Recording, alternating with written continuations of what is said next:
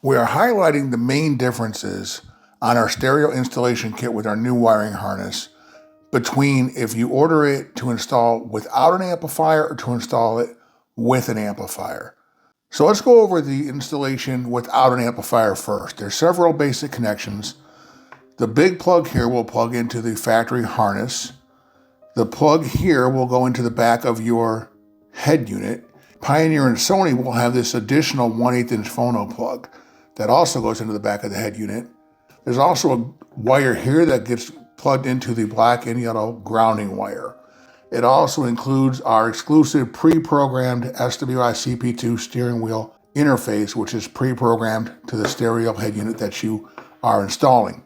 This harness here is for when you're installing your head unit with an amplifier. It has the same basic connections, the harness plug that goes into the harness on the motorcycle, the plug that goes into the back of your head unit, and it also has the ground wire here that goes into the black and yellow wire underneath the fairing. You'll see several other connections here. This blue and white wire is the trigger wire for your amplifier to turn the amplifier on or off when the head unit goes on or off. Therefore, it will not drain your battery. Then you have to install your own RCA plugs. You'll have to go from the head unit into the amplifier.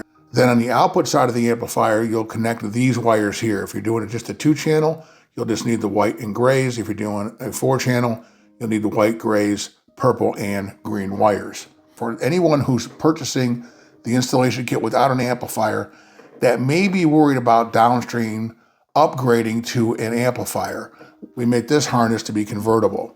So if you open up the loom here, you'll see we have tucked inside the blue and white trigger wire, which will also plug into the amp.